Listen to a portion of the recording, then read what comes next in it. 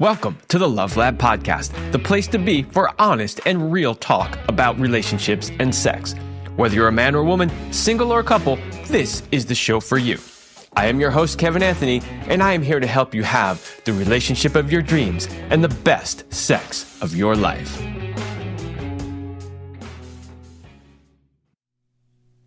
All right, welcome back to the Love Lab Podcast. This is episode 358, and it is titled Oral Sex Stats: Who, What, How, and More. So I was going to have a completely different episode for you this week, and I started doing research for that episode, and I came across some stats on oral sex. Somebody did a survey and compiled all of these stats on oral sex. And I just found it really fascinating. I thought, this could be really interesting to the audience. So then I started looking for other surveys and studies that have been done on oral sex. The data was a little thin. This one was the one I'm going to quote most often in this episode. I was the most recent one that I could find, and I always like to share, recent stats and studies whenever possible. So I'm going to talk mostly about that one. Why I think this is important is because I have learned or noticed when it comes to sex in general, it doesn't matter if it's oral sex or, any other thing that relates to sex. People tend to think that somehow they're weird, what they like is strange. They tend to have a lot of sort of taboo around it or shame sometimes because they like a certain thing or they want a certain thing. And I find that it's really helpful to share information like this because then people get to go, oh, I'm not the only one who likes that thing. Or, wow, I had no idea how common that was. And it helps take the shame, the stigma out of it. It helps people feel like they're more normal, more regular. The things they like and dislike aren't quite as weird as they believed that they were. So it helps normalize healthy sexual activity. And on this show, if you've listened to it for any amount of time whatsoever, you know that I am a big fan of normalizing healthy sexual activity. So that is what I am going to do on today's show. The original topic I was researching, I will do another day, but I just found this to be really interesting and I wanted to share it with you this week. But before we do that, a brief word from my sponsors. Today I have a brand new sponsor. This is the first time I am publicly talking about this anywhere. And let me just read the ad. Ladies, did you know that the overwhelming majority of men consider receiving oral sex a must in their relationship? Of course you did, because men have been asking you for it your whole life.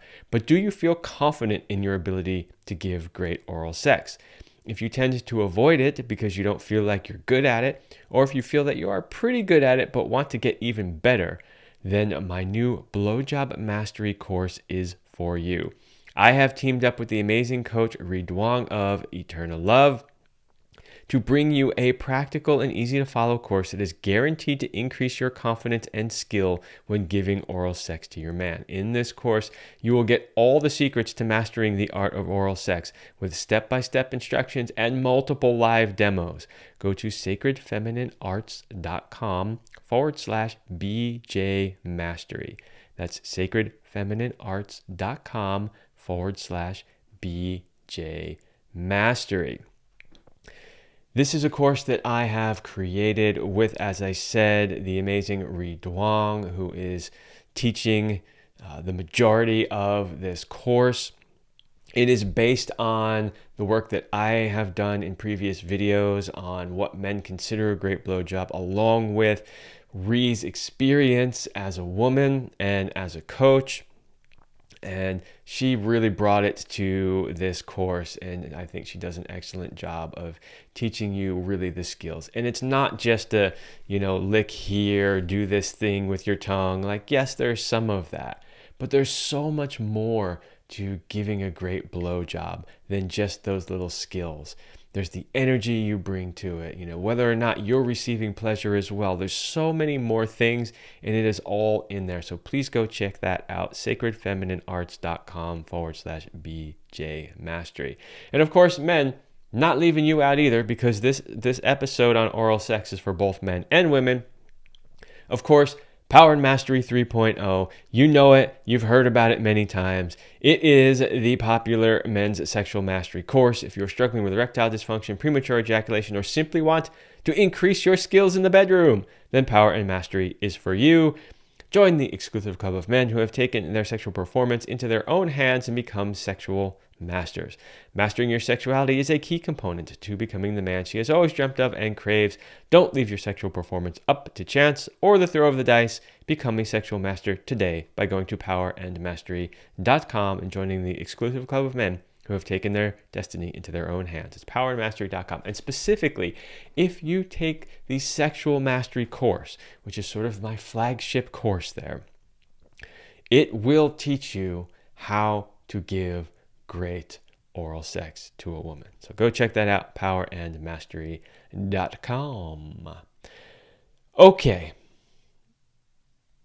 So, as I said, I was researching another topic. And I don't even remember. I was looking for the stats on. It had to do with men separating orgasm from ejaculation. I don't remember what the search terms I typed in there was, but I came across this article, and it's from a website called bespokesurgical.com, and they put this article out in 2020. So it's fairly recent research. Most of the stuff that I could find, the studies on the NIH website and all that, because there are studies on them, but they date back to like 2014-ish time frame. So I wanted to get, the most recent stuff that I could find. And the way they put this together, I thought was really, really well done. So their methodology, they surveyed over 1,000 U.S. citizens over the age of 18 on their oral sex opinions, experiences, and preferences. And then they basically compiled all that data and made some really nice charts as well. So what I want to do is go through most of the stats that they present here in this article, because I think you will find them really interesting. So number one, how often do Americans perform and receive oral sex? So they have broken this down, obviously receiving and giving, but also by different demographics. So we have overall heterosexual, gay, lesbian, bisexual, men, women, single, and in a relationship. So let's just start with how often do Americans perform oral sex? So this is the average frequency of performing oral sex per month. All right. So overall, Americans perform oral sex 5.32 times per month. That's pretty good. That's more than once a week. Yay, Americans. I'm proud of you. If we look in the different demographic groups, what I see is it's pretty close. It's relatively even across the different demographics. So heterosexual 5.14 times, just a little bit lower than the overall. Gay 5.37 times, so just a little higher. Lesbian 4.57, bisexual 6.77. So bisexual people are actually performing the most oral sex. Men 4.97, women 5.98, single 5.64, and in a relationship 5.25. So, with a few exceptions, they're all right around the 5-ish times per month. So that's not bad. Personally, for me, my number is a lot higher than that. But I think, that's a pretty good place for the average person to be. Now, let's contrast that with how often people receive, to see if there's a big difference there or not. Obviously, you would think, well, if that many people are giving, then there should be an equal number receiving.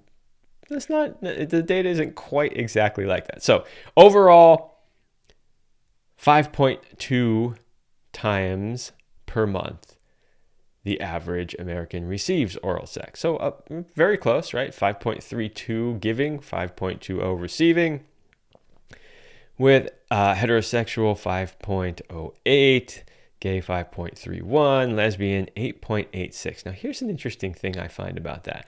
When it came to performing oral sex, lesbians were only performing it 4.57 times per month, but somehow they're receiving it 8.86 times per month. Something don't add up there. Let's see. Bisexual 5.69, men 5.44, women 4.85, single 5.44, and in a relationship 5.14. So relatively even, with an anomaly or two there. But I'd say overall, Americans, that's pretty decent. When you realize that most people, don't even have sex once a week, oral sex 5 times is more than once a week, so that's pretty decent. It probably also indicates that most people are incorporating oral sex into their lovemaking practice as a form of foreplay, which is also good. But I want to reframe this a little bit. And I talk about this a lot on my show. You do have to realize that oral sex doesn't have to be just when you're going to make love and just using it as foreplay to get turned on, to get wet, to get, ready for sex. Oral sex can just be a fun thing that you do anytime. But here's the thing, and I'm going to direct this to you, the men, mostly. There's still a lot of men out there who think that, well, if you go down on me and you get me hard and get me turned on and give me oral sex, then you have to finish me, or it has to lead to sex.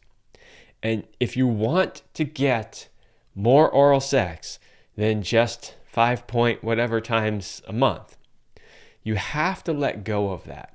Oral sex doesn't have to finish you, and it doesn't have to lead to sex. And that is very important. Now, some guys are like, well, what's the point if it's not leading to, ejaculation or sex? The point is to connect with your partner. The point is to stoke that fire of sexual energy. You hear me talk a lot on this show about the importance of maintaining what I call the constant state of arousal.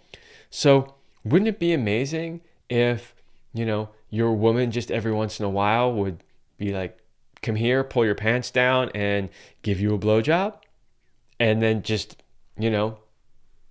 leave you hard and dripping and wanting more, right? Because that's going to stoke your fire. And then you're going to be like, I want this woman. You're going to be chasing her around the house. And when you're chasing her around the house, she will be loving it because she wants to be desired.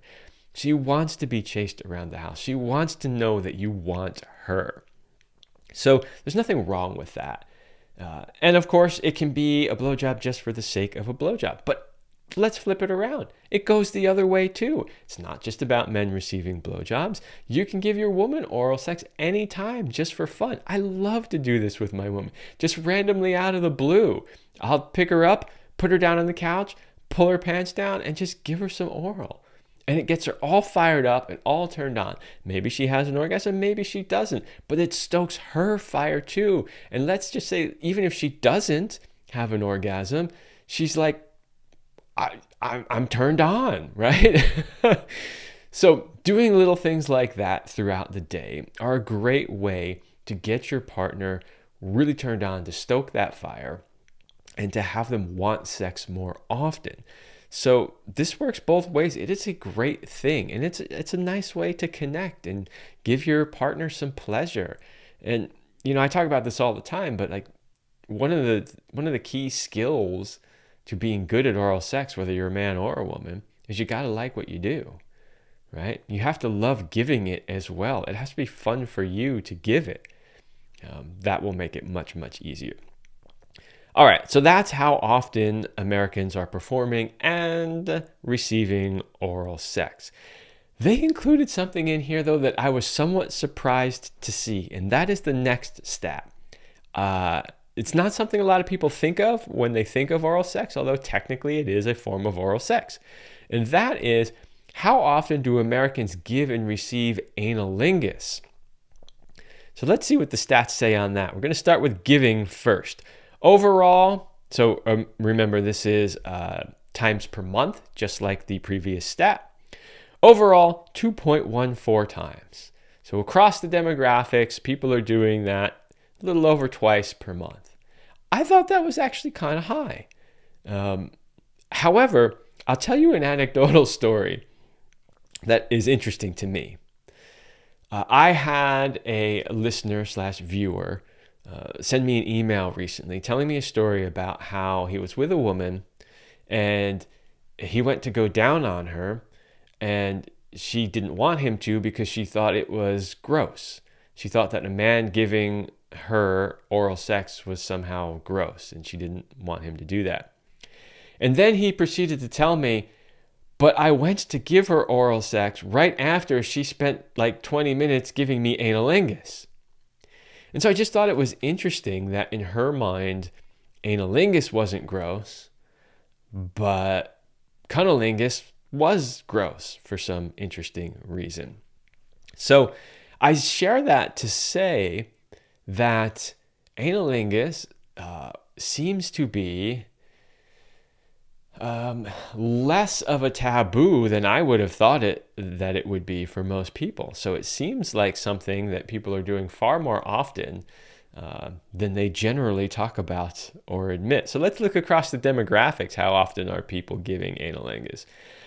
Heterosexual 1.91, gay 2.71, lesbian 5.86. That really stands out amongst these stats. So apparently this is a big thing for lesbians. Bisexual 3.26, men 2.33, women 1.85, single 2.32, and in a relationship 2.10. So I thought that was kind of interesting. You know, it's interesting. I do this work for a living. I talk to people about their sex life a lot. I hear a lot of stuff, but I don't hear people talking about analingus all that often. And so I was kind of surprised to see that on average, people are doing it at least twice a month. So, you know, great.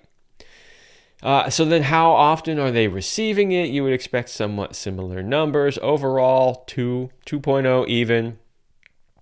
Heterosexual 1.73, gay 4.26, lesbian 3.36. That's weird. So you have a lot of lesbians giving, but less of them receiving. Okay. Bisexual 3.19, men 1.97, women 2.06, single 2.10, and in a relationship 1.97. So pretty closely related there. So I don't know. Maybe you don't find that surprising. Maybe you're listening to this and being like, yeah, we do that all the time. I thought it was kind of surprising because I would have thought that would have been so much more taboo for most people. All right, next, what actions do Americans perform while giving oral sex? So are there certain things that people do at the same time, and what is the frequency? So according to this, 66% of people will play with their partner's other body parts. They don't specify which body parts. They could be anything. It could be, playing with a man's testicles. It could be, also penetrating a woman with a finger. It could be playing with her nipples, inner thighs, butt. Who knows? Could be a lot of different things. 11.8% will masturbate themselves, and 13.3% will do nothing besides the act itself. So that was kind of interesting just to see, what other people are doing along with giving oral sex. My recommendation with that one is find out what your partner really likes. For some people, just the act alone is already so stimulating that they really can't tolerate too much else, or it becomes overload to their brain and their senses, and They just actually can't enjoy it. For other people, sometimes, they might have blocks around oral sex or orgasm, and increased stimulation in other areas can really help them relax into it and feel more. So, find out what your partner really likes, and then do those things. And keep in mind what they like today. They might want something different the next time. So don't be afraid to try new things. Of course, always have conversations about this stuff. It doesn't have to be in the moment, right? But, this is a great thing to talk about while you're just, sitting there after a long day. Like, hey, let's talk about our sex life. I noticed the other day when I was giving you oral sex, you really like this. And is that something you would like me to do more often? Is there something else you would like me to do? That sort of thing. All right. Next, how often do Americans achieve orgasm from oral sex? So this is an interesting one. The majority of respondents replied some of the time. Okay. So most people, some of the time. They gave that actually 31.2%. 22.4% orgasm most of the time. And 13.1% orgasm never or almost never. I would say the men are probably heavily skewing this. They don't break it down here, men or women, in this particular stat. But, it's pretty common. Most men, if the woman does it long enough, will orgasm from the oral sex. Where for women, it's significantly harder, generally speaking. But I will say this, my personal experience with women is that most women, if you give them enough time, if you give them enough oral sex, they will orgasm. Even women who struggle to have orgasm during penetration, most of them will orgasm from oral sex. Again, if you give them enough time. And one of the biggest things I hear from women when it comes to receiving oral sex is that she just doesn't have enough time to get there, because most men will just go down, for a minute or two or 5, and then, okay, let's move on to penetration. And that's just not enough time for them. Another thing I often hear from women when it comes to receiving oral sex is that they are often very self-conscious about multiple things. How their genitals look. That's a big one for women. How they smell. How they taste, how long they're taking to get to their orgasm. All of these things are often in a woman's mind when she's receiving. And if she's thinking about all of those things, she can't fully relax and open to receive the pleasure. And that will absolutely affect her ability to achieve an orgasm from oral sex. So if you are giving oral sex to a woman, tell her how beautiful you think her genitals are. Tell her how much you enjoy them. Tell them how much you love the taste and how much you love the smell. Tell her that there's no agenda. You're not worried about it. Your neck and your tongue will be fine. Like, just relax. Don't worry about me. I got this. If I have a problem, I'll let you know and I'll stop, right? Reassure her of all of those things, and that will help her relax. Now, when it comes to giving oral sex to a woman, I will hear men say things like, oh God, it smells so bad. How do you deal with that? And, and it's not this, that, and the other thing. A healthy vagina does not smell bad. If there is a strong odor or an odor that somebody sometimes people refer to as kind of a fishy smell, then that means that the vaginal flora, the microbiome inside the vagina, is out of balance. Could be multiple reasons. But that can be addressed by working to bring that back into balance. It should not smell bad at all. So my suggestion is, if that's your objection, right, figure out what's going on, help her figure out what's going on, what's got her out of balance, and, work with her to help her get in balance, and that should alleviate that problem. Okay. Next, How often does oral sex lead to other sex acts? I was just speaking about this earlier, right? Like, does it even have to lead to other sex acts? So let's just see what the stats say first.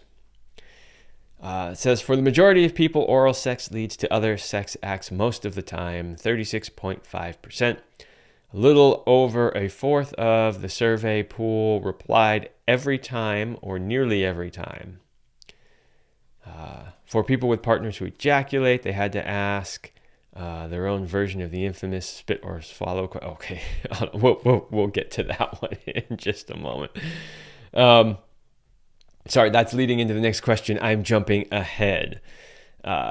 So, like it says here, for the majority of people, oral sex leads to other sex acts most of the time. And a little over a fourth of the survey replied every time. Again, with me, I really wanted to reframe the idea of what oral sex means when it comes to does it have to. And I really want you to see it from the point of view of it doesn't have to. It doesn't have to. It can, and that's great if it does, but there shouldn't be pressure that it has to. Because the problem with that is if somebody might, she might be interested in giving you oral sex, but she's not really interested in having actual penetrative sex. And if she knows that you have this expectation that it has to lead to another sex act, such as penetration, she's just not going to do it, right? Even though she may have wanted to. So you miss out on receiving the blowjob. She misses out on giving the blowjob, all because you had this, preconceived notion that it had to go to some sort of other sex act. The same can be true in reverse. A woman may not really be comfortable receiving it if she thinks that that means you're going to absolutely want penetration afterwards. So that's why I say it's so important to reframe that oral sex has to lead to sex, because it really doesn't. Enjoy it on its own for the pleasurable sex act that it is. Okay. Let me just take a short break here and then come back with, this is a really good one, finishing preferences. So it's basically the preferences of Americans with partners who ejaculate.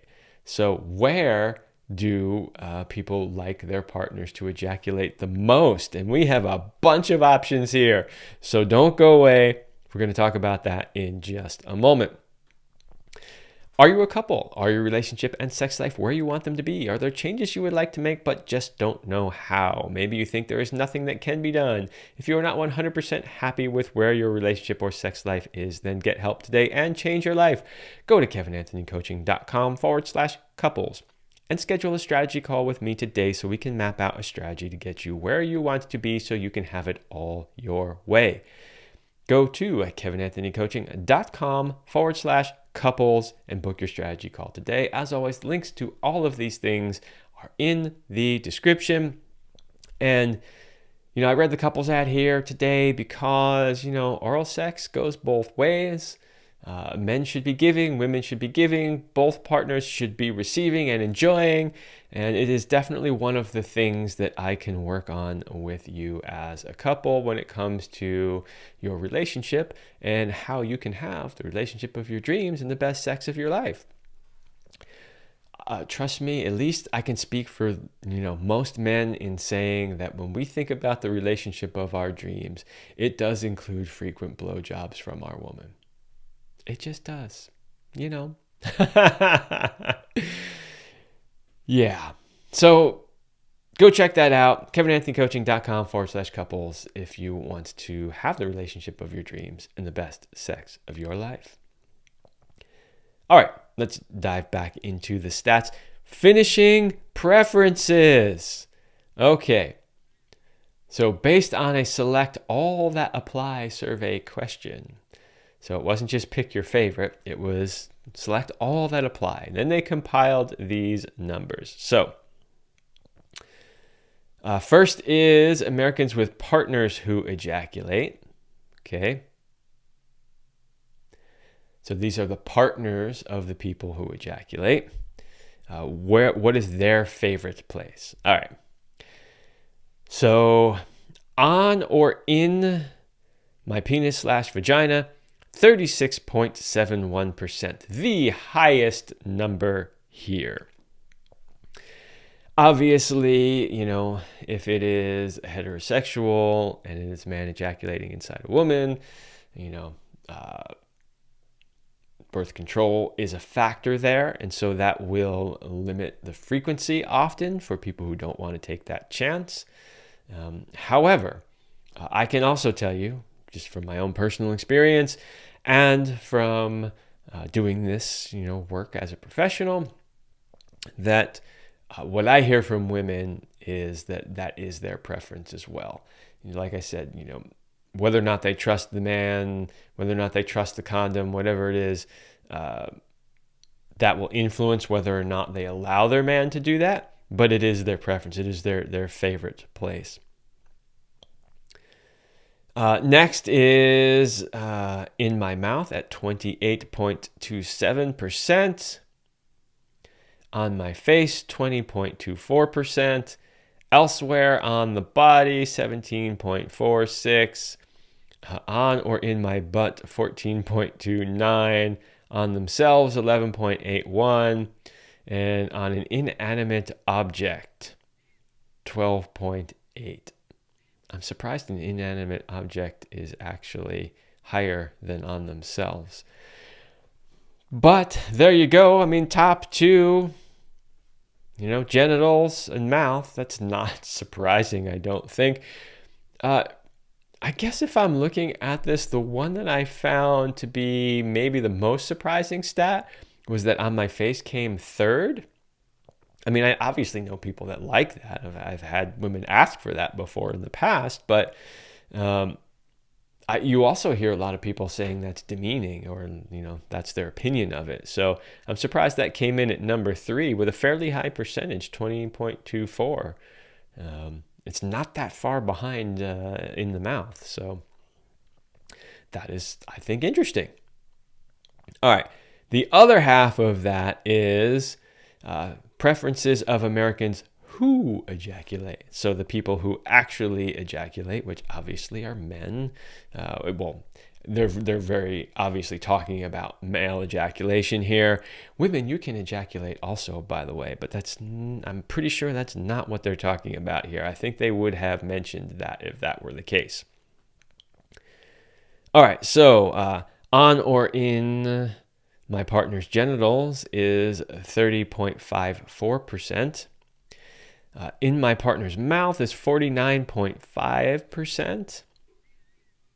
On my partner's face, 31.15%. Elsewhere on my partner's body, 21.43%. On or in my partner's butt, 20.34%. On myself, 8.04%. And on an inanimate object, 9.62%. So what's interesting is they're relatively close to their partner's preferences, but there are some differences here. Notice that on or in my partner's genitals is lower by about 6%. I think that is probably due to the fact that a lot of men have fear of getting their partner pregnant.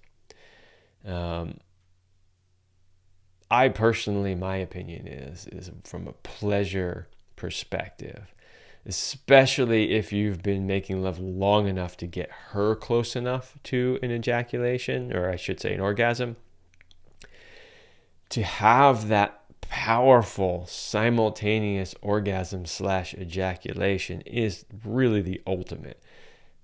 That's my opinion. I know many other people who would agree with that. So if we contrast that with the second stat here of people who do ejaculate, which is 49.5% say in their partner's mouth.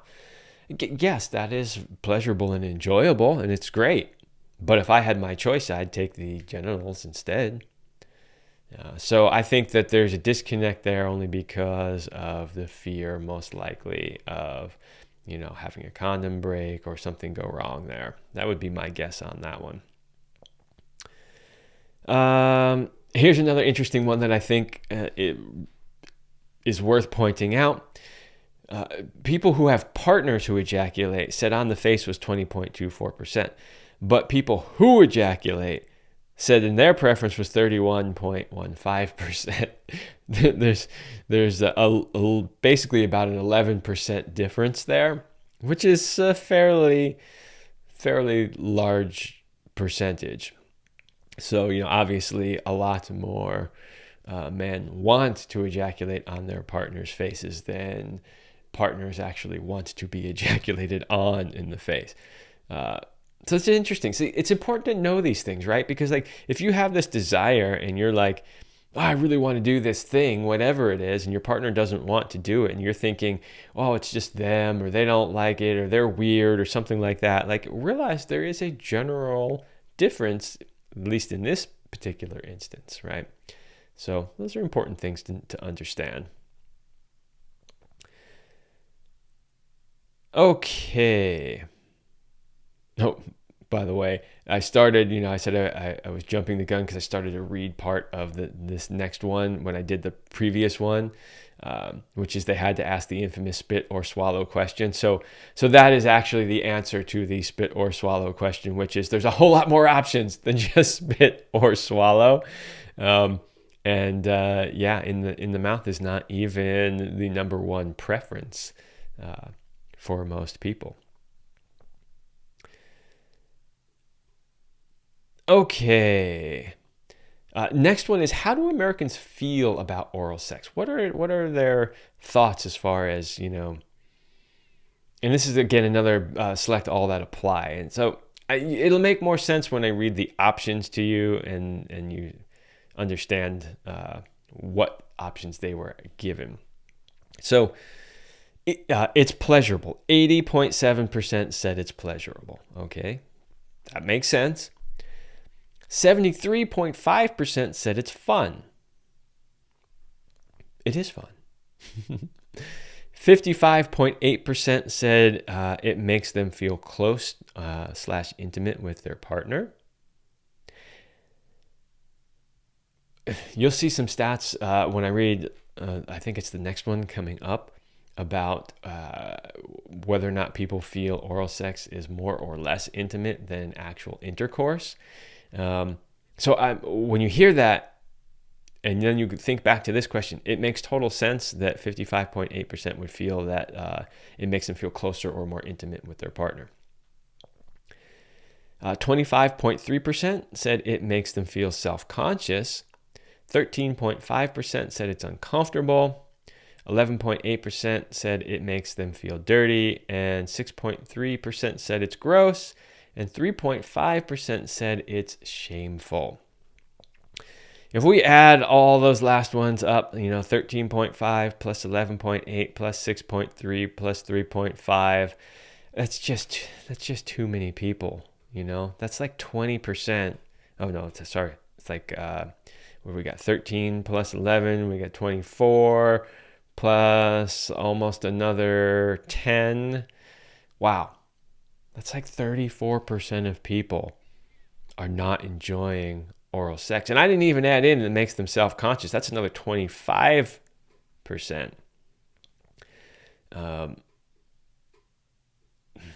That's sad. That is sad to me that many people have a problem with oral sex, which is an absolutely normal, natural, healthy part of having a healthy sex life with your partner.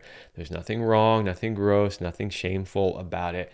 All of that stuff comes from programming, whether it's societal programming, religious programming, but there's nothing wrong with it at all. You see it in the animal kingdom too. Here's a story I've never told on this show. Years ago, I was at the San Diego Zoo, which is a very well-known, it's the world-famous San Diego Zoo. And this goes back quite a ways, by the way. But they had just built this brand new enclosure for the monkeys. And it had this huge glass wall, and they had all these things up close to the glass that the monkeys could hang out on. So they weren't really far away, like they were super up close. And I remember hanging out watching the monkeys, and this one monkey, it comes up and he's hanging on these bamboo that they had there, these bamboo poles.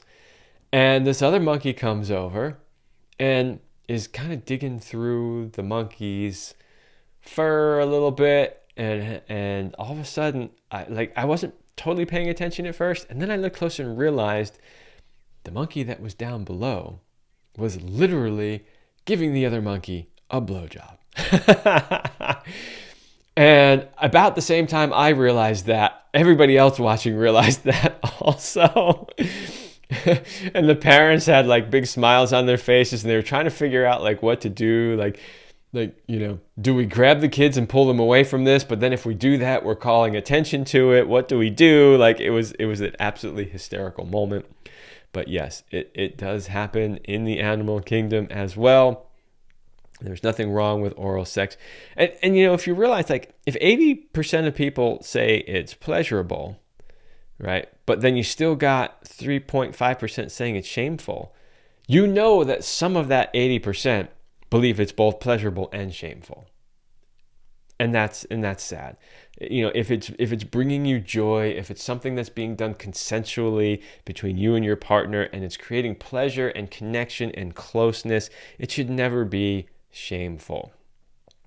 So yeah, that's a little sad for me. But hopefully doing an episode such as this one will begin to shift that, and people can see how normal it is and how good it is and important it is as part of a healthy overall sexual relationship. Okay, I got one more for you from this survey, and it is oral sex opinions and preferences of Americans. So just a few things to mention here. 50.4% think oral sex is more intimate than intercourse. And I mentioned that earlier, and I have heard this from quite a few people myself. I have definitely heard people say that they would have intercourse before they would go down on somebody. I think one of the reasons why people say that is because a lot of times people will view it from the point of view of like, hey, if I have intercourse with somebody, we can slap on a condom, there's no exchange of fluids, and boom, we can do that. But oral sex, like, how many people use a prophylactic during oral sex? Almost nobody. I don't know what the actual stats say on that, but I know very few people do that. In the sex positive, poly communities, you'll see that definitely far more often. But, in the more normal dating culture, it's not something I see very often. So what people do instead a lot of the time is they just wait and they don't do oral sex until later on when they feel a little bit more connected and closer to the person. Just because that's how a lot of people feel doesn't necessarily mean that's true. Even with a condom on, having penetrative sex with somebody, I think, is a deeply intimate act. And there's a huge energy that's being shared there between the two of you. So don't discount that just because you can throw a condom on. 52.13% of men think that oral sex is more intimate than intercourse. 54.67% of women think that oral sex is more intimate than intercourse. So somewhat close percentages. 51.39% say refusal to engage in oral sex is a relationship deal breaker. That is actually the stat I was looking for, or something similar to that, when I found this whole article. Because I wanted to do a different topic for the show, and I wanted to write that new ad for the Women's Blowjob Mastery course.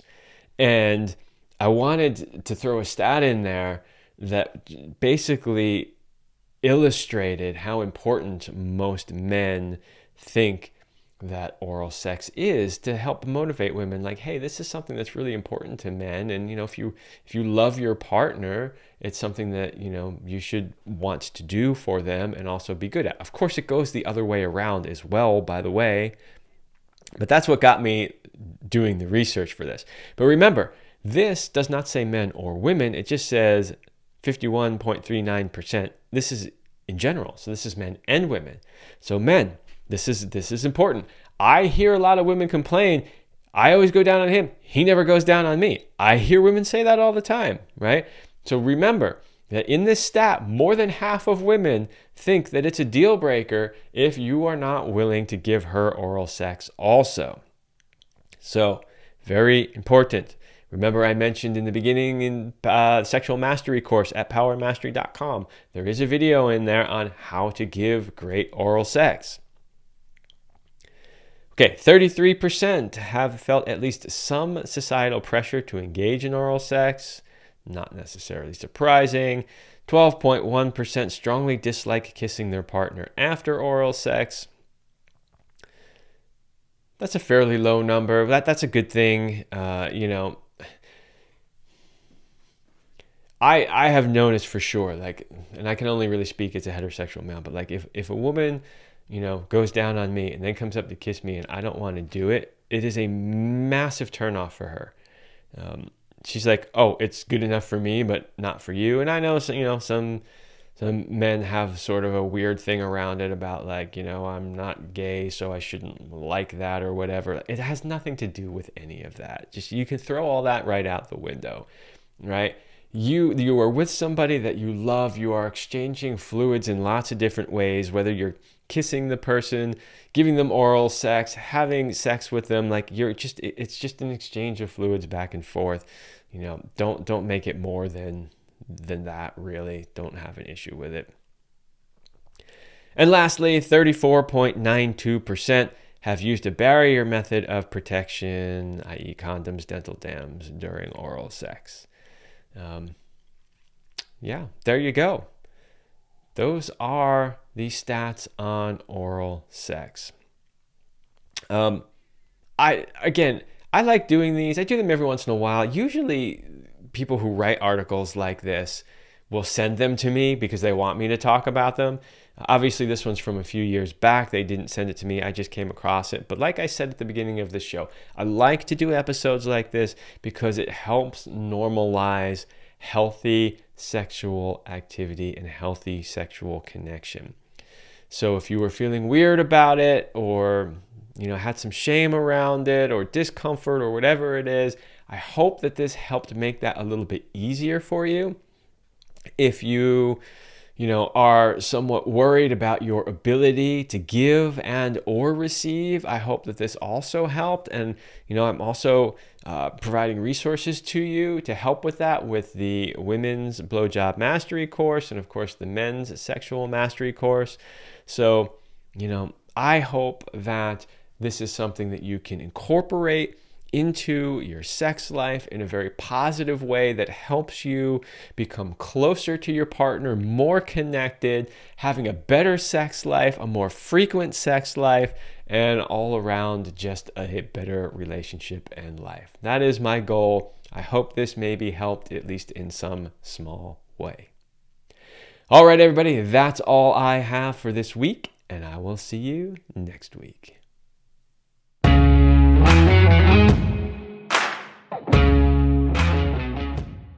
I hope you liked this episode of the Love Lab podcast. If you enjoy this show, subscribe, leave me a review, and share it with your friends. And for more free exclusive content, join me in the Passion Vault at kevinanthonycoaching.com/vault. That's kevinanthonycoaching.com/vault. Thanks for listening. And remember, as Celine used to say, you're amazing.